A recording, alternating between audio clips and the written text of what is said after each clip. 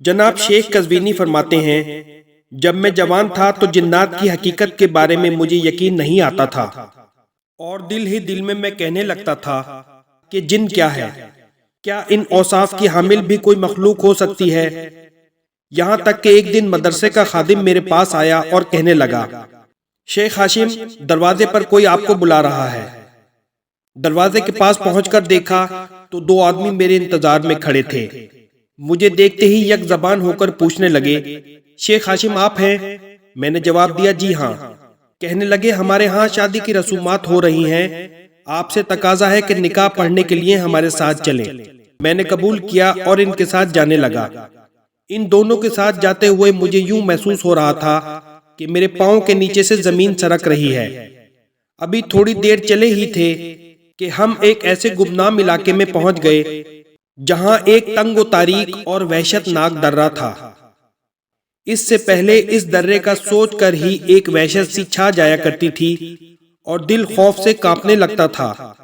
آج تک کسی نے بھول کر بھی اس طرف جانے کی ہمت نہیں کی تھی۔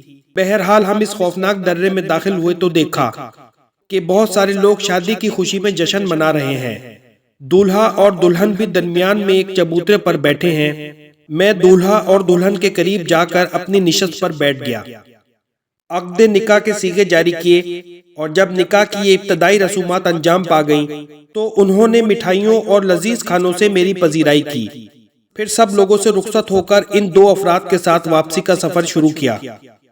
جب میں اپنے مدرسے کے دروازے پر پہنچا تو مجھے خیال آیا، واہ سبحان اللہ، یہ کون سی جگہ تھی جہاں سے میں ہو کر آیا ہوں، اور وہ لوگ کون تھے جنہیں آج تک میں نے دیکھا تک نہیں تھا؟ مگر کیا یہ ہو سکتا ہے کہ اس خوفناک درے میں شادی کا جشن منعقد کیا جائے؟